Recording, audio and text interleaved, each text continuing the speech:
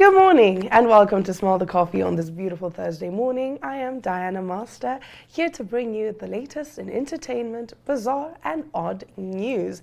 We do start off on a sad note.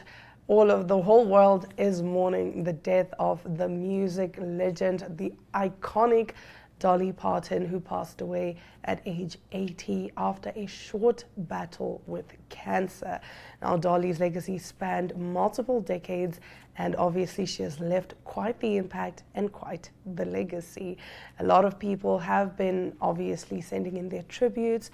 And for us, the younger generation, most of us got introduced to Dolly Parton through our parents.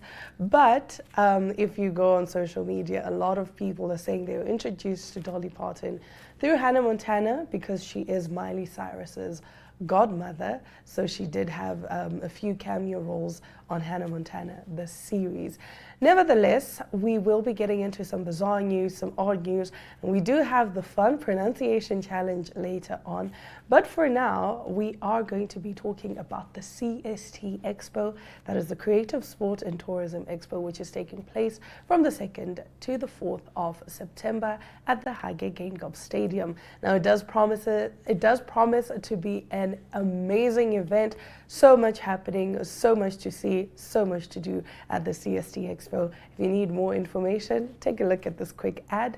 And after we get into that ad, we will of course get into our bizarre and odd news. Stick around. Namibia is a land of movement, with waves that never stop reaching forward. Here, adventure is not something we search for. It is something we are born into. In every corner of this country, creativity rises, from artists, from athletes, from dreamers. And when the world comes to explore Namibia, they discover something extraordinary. Because when sport moves people, creativity moves ideas, and tourism moves the world toward us. Something powerful happens. A platform where movement meets imagination, where industries connect, where opportunity grows, where Namibia's next chapter begins. Welcome to the Creative Sport Tourism Expo. Exhibit, partner, experience. Creative Sport Tourism.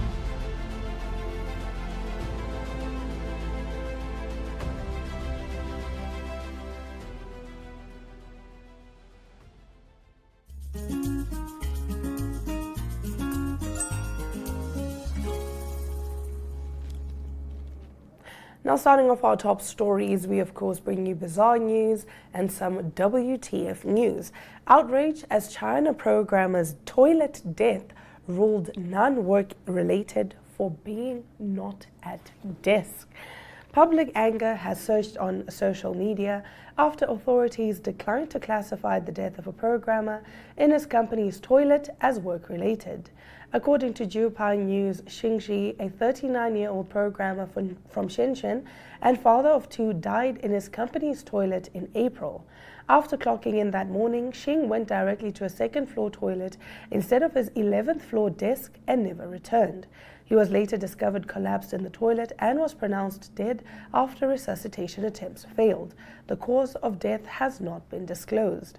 The company sought recognition for his death as work-related, but the local Human Resources and Social Security Bureau dismissed the application in July.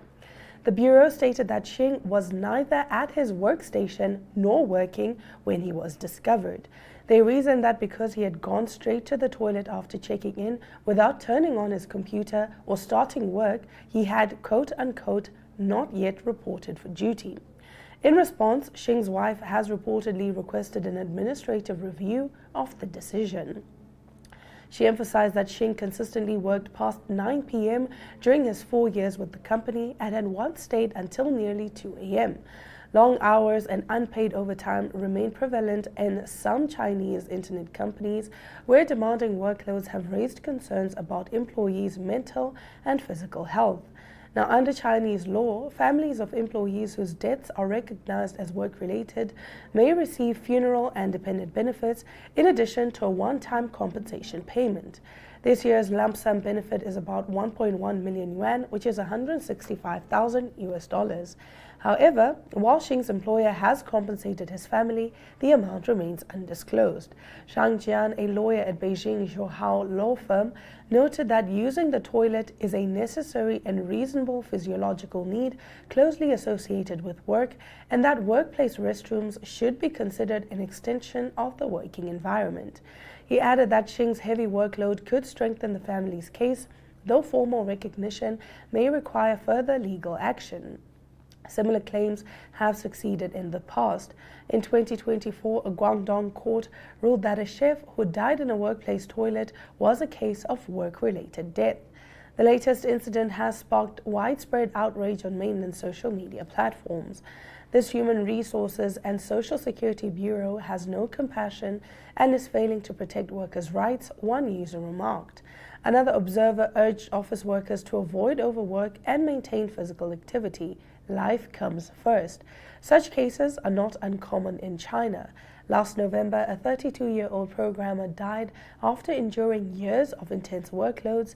8 hours after his death, he still received a work message.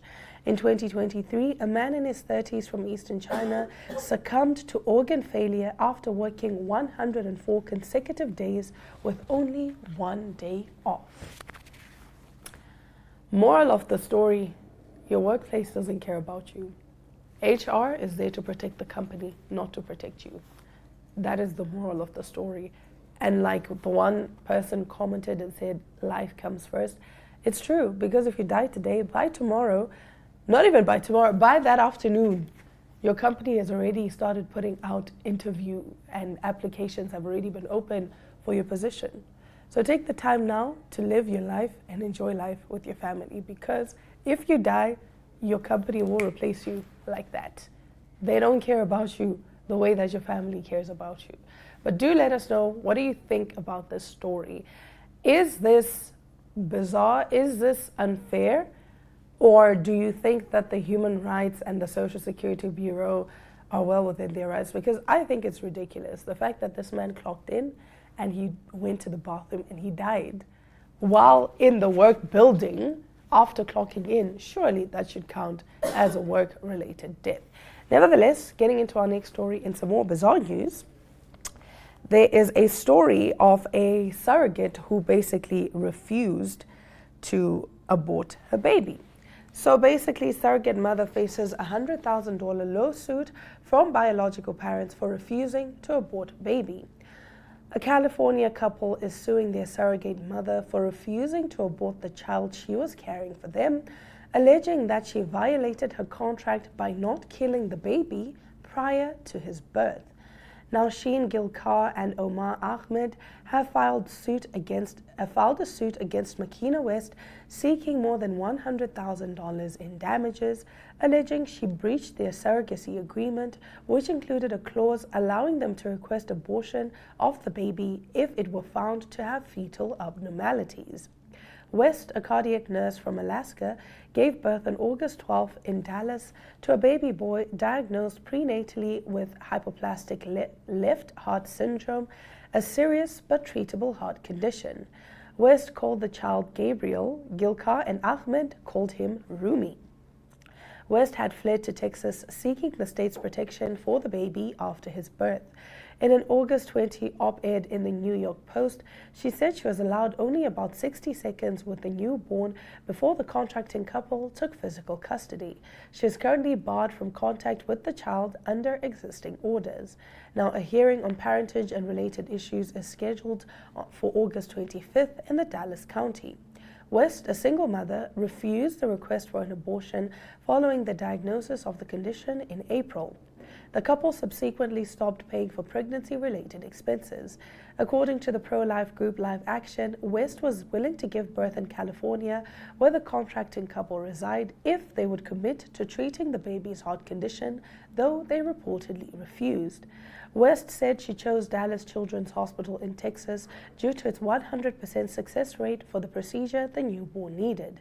As a cardiac nurse, I knew this little one had a great shot at survival if given the opportunity to receive the necessary treatment, she said. The baby has undergone his first surgery for the heart condition and is receiving care in Texas under a court order secured by Attorney General Ken Paxton that required life-saving treatment and barred his removal from the state.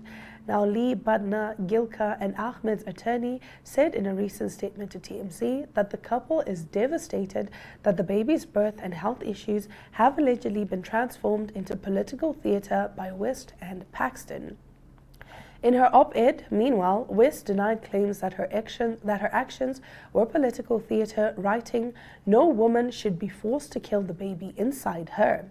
Most importantly, every child deserves a chance to live." West stated she has given up any claims to the baby and is only requesting that the contracting couple commit to provide the life-saving treatment he needs. That is all it would take to end this. However, she wrote that the couple is actively working to get the court order that required the baby's continued treatment thrown out. Badna did not respond to EWTN News' request for comment, but TMZ reported that he said the couple is following the advice of the baby's medical team, just as any loving parent would, adding that his clients who are suing West for not aborting the child continue, as they always have, to place their baby's health and well-being first. Irene Alexander, an associate professor of moral theology at the University of Dallas, told EWTN News that aborting a child with a treatable health condition is almost like an Amazon mentality. If I don't get exactly what I ordered, I want to send it back.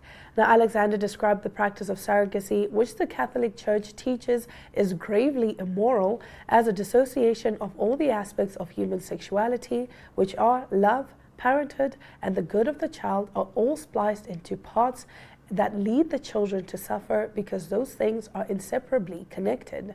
Once you violate the order of that reality that was intended to be one whole, once you've committed so many levels of injustice, she said, you're left with a mess that does injustice to the child and to the unit of the marriage.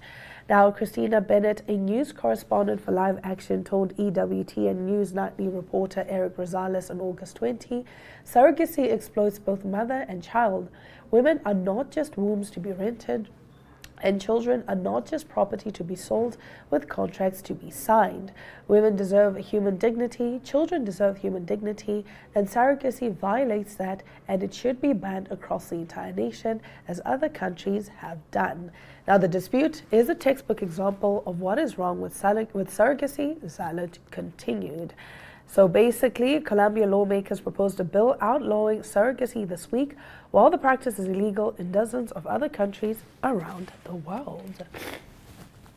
So, what is your take on this whole story? Because I don't know, man. I understand why Makina West, who is the surrogate, refused to abort the baby because she's saying this baby has a treatable heart condition.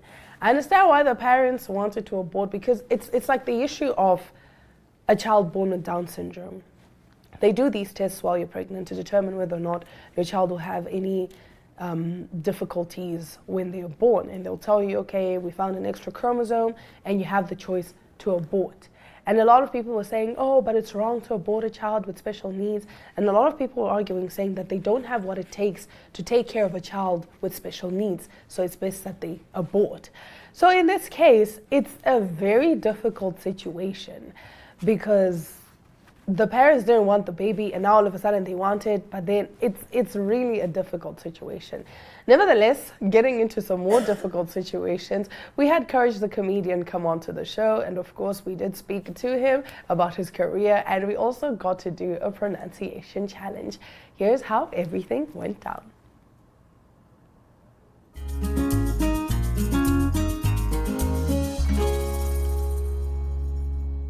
It's time for another pronunciation challenge with Courage the comedian. Diana, you want me to make me? You want to make me suffer? You? No, I'm giving you names for future children. Like you said, Okay. as a Zimbabwe. Okay. Okay, our first word is Kwai. key. Yeah? A key. A key. Yes. Key. Key. Q-U-A-Y is Yeah, key. key. You It's guys the are- same way as Q is Kiwewe, but it's read as Q. The boy waited at the key.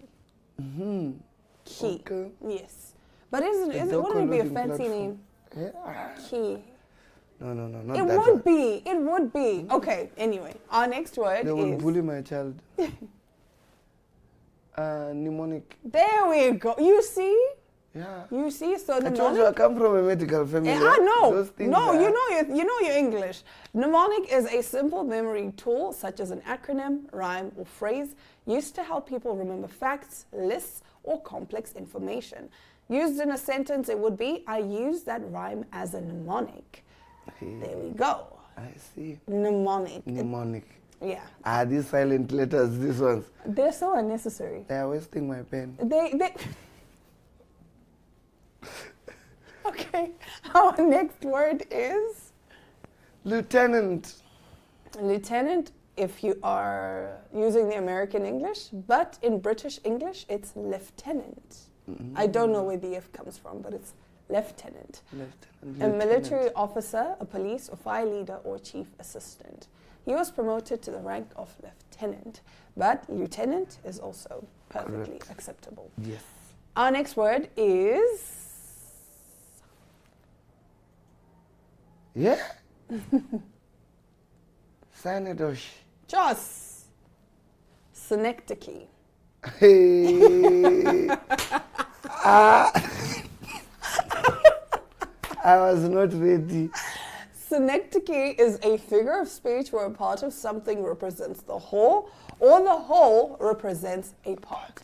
So for example, all hands on deck is a synecdoche because it means yes. Now you know, now you can just What? synecdoche. Hey, okay. Nice threads. Threads means an entire outfit or clothes. So synecdoche. Yeah. So now you can just randomly throw it in there. You know, the synecdoche. I wait for my next comedy show. Yay! We'll be using big words. I'll just send it to you. I'll just Yeah. send you the words. Send me the words. I will send them to you. Our next word is... I know this one. You I know asked this one. it. Okay, I okay. asked it. Okay. Worcestershire. Yay! Let's go. Yeah, Let's get it. Yeah. I Yeah, know it. but again, why is it like that? I have no idea. I even asked this because I host quiz night now. So Yeah. sometimes I make people do spelling and stuff. but And that why? one Worcestershire. But you know what? We need to do an adult spelling bee. So anyway, Worcestershire is a county in England or a dark savory liquid condiment known as Worcestershire sauce. Yeah, this Not word. Worcestershire. Worcestershire. But it's Worcestershire. Worcestershire. Worcestershire.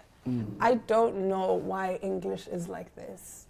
I said English is a made-up language because some of these words don't make That's why they sense. just borrow it from everywhere. Yeah, because even rendezvous. Hey, the first time I read rendezvous, I was like, rendezvous?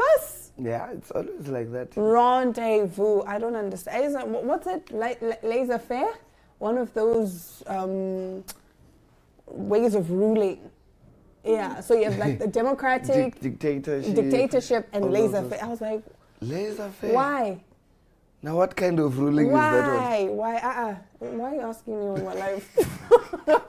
Why are you asking me on my life? Okay, we'll talk. I after. studied it and left it in Mr. Tyson's Oh, class. okay, Okay, okay. that's where I left it. I was like, Alright. it's fine, it's okay. I But see. anyway, Courage, thank you so much for joining us. Thank you for today. having me. It's always a blast being with you. It's amazing being with you. Yes. It's always laughs in the studio. Yes. So I hope we will be seeing you a lot more often on Smell the Coffee. I hope so too. Yeah? Yeah, let's keep our fingers crossed. Let's keep our fingers crossed. All right, we will be right back right after this short break with some more Smell the Coffee. Stick around.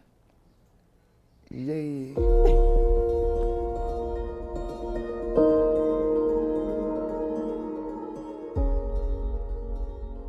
Do you like traveling? Do you like to experience new places? Well, then you should tune into On the Rock, where we explore enjoy establishments all over Namibia and South Africa. Great food, great fun, and so much more. So be sure to mark your calendar as we explore the beautiful landscapes of Namibia at the various enjoy establishments. And where we also get to go on game drives, different activities, and meet the awesome staff of the different establishments. We will see you there. Watch On the Rocks every Monday at 9 p.m. on DSTV channel 285 and GoTV channel 25.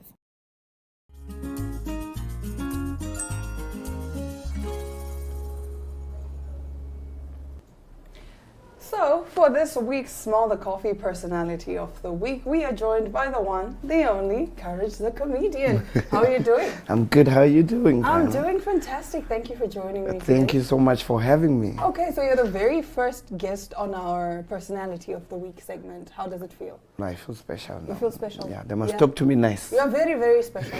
Now, Courage, you have made it very, very clear that you absolutely hate AI posters. I do. I don't like them. Okay, let's get into that. Let's get into the beef that you have with AI posters. The thing with AI is it's all generic. Yeah. If you are lazy to market your company properly, how should I trust your product? Very. That's very where I true. start from. there. Yeah. And then now all posters look the same. How can a butchery and a coffin selling business have the same It's the same poster. Yeah. So Okay, but we'll get into that a little more. Just start us off by introducing yourself Yes. to your viewers, who you are, what you do. okay, my name is Courage the Comedian. As it says, it's self-explanatory. I'm a stand-up comedian, but I also do DJing. I also do acting. I also do script writing, MCing. brand ambassador. So I'm all-round entertainer. You are a jack of all trades. Yes. Okay, so how did you start into, with comedy? With comedy, actually, how I started is a funny story.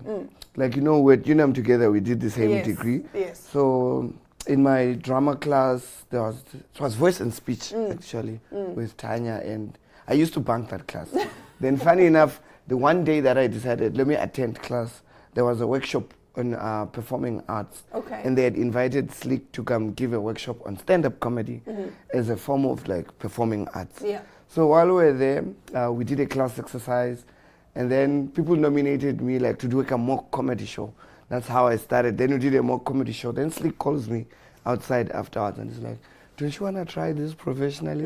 And I was like, why not? Yeah. I have nothing to lose. I was even second year. That was 2011. So I had nothing to lose. Then the following week, I was performing on a Free Your Mind stage. Okay. The following month, I became the first class comic standing winner Oh, wow. of Namibia. Wow. Okay. So how difficult is it? Because obviously you have to be, I feel, naturally funny.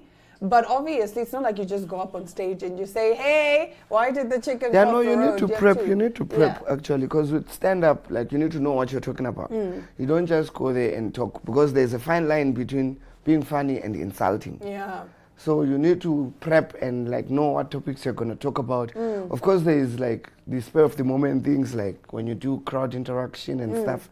That's another topic, but you need to prep. Like we have topics, we have themes that we go on about.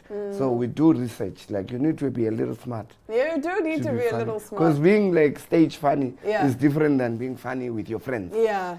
Because on stage there are people who come to the show to say, so Biso, let me go see if he's If funny. he's funny. And how do you obviously feel? You've been doing this since 2011, you said. Yes. But I can imagine that every time you go up on stage, the nerves probably do kick That's in. like the first time I'm on. They say Robin Tyson once told me like the day that I stop being nervous is the day I should stop doing it. Oh, because So now you don't time, care. every time you feel nervous, like It's good. the days before the show, the day of the show, it's like you have a little bit of diarrhea. So what's the best thing about being a comedian?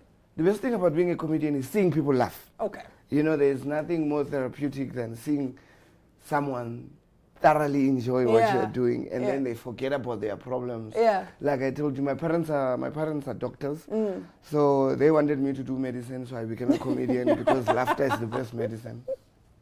Wow. I love it. Yes. I love it. Okay, but what is the worst part about being a comedian, specifically being a comedian in Namibia? Because we've been complaining as people in the arts and entertainment industry that, first of all, payment is always late. It's not on time. Payment is not on time. Payment is not enough because it's, Yeah. we don't have a budget. And what. They So- always want to negotiate the budget. But Yes. I always say, if you pay for a stage, if you pay for catering, if you pay for everything, why not pay for the entertainment. artist? Yeah.